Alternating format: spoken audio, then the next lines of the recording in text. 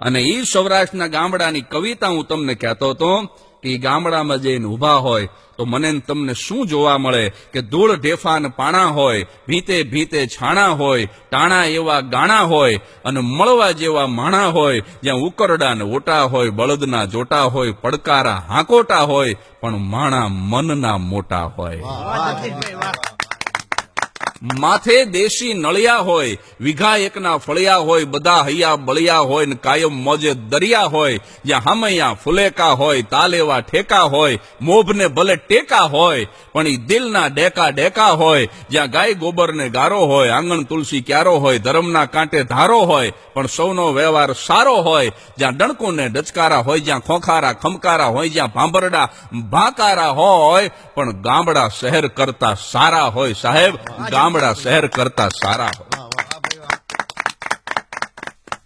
આમાં એક શબ્દ આવ્યો કે માણા મનના મોટા હોય. મનની મોટપ કોને કહેવાય? બોરીવલીની અંદર બપોરે 2:30 વાગે એક ગર્ભ શ્રીમંતના ઘરે જઈ અને મેં જોયું કે એ ગરદણી ખાવા બેઠો હતો અને મારાથી પૂછાઈ ગયું કે કેમ બપોરે 2:30 વાગે ખાવા બેઠા? અને સાહેબ, એ મહાનગરમાં રહેનારો ગર્ભ શ્રીમંત, આ સત્ય ઘટના છે. તે દિવસે એટલું બોલ્યો તો સાંતા ક્રુઝથી મારા હાડુભાઈ ને મારા હાળીની આવ્યા હતા ને, તો એ જાય પછી જમવા બેસીને.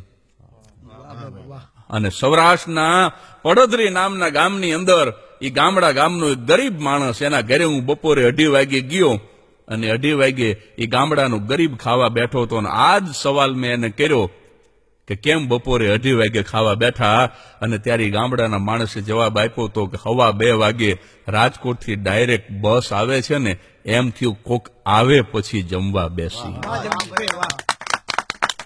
આ મનની મોટપની વાત છે સાહેબ. આશરો એનો હાવ છે નાનો અને આભ જેવો આવકાર આ અંગ ન હોય ઉજળા એના, પણ તમે દિલ જોજો દરિયાવ, ઝૂંપડીએ કોક તો જાજો, તમે એના મહેમાન તો થાજો. અને એક વસ્તુ બહુ ચોક્કસ છે, ગામડાની સંસ્કૃતિ અને શહેરની સંસ્કૃતિમાં બહુ ઓછો તફાવત છે. શહેરનો માણસ એમ વિચારે કે ભેગું કરીને જીવાય, જ્યારે ગામડાનો માણસ એમ વિચારે કે ભેગા થઈને જીવાય. બસ આટલો જ આ બે સંસ્કૃતિમાં તફાવત.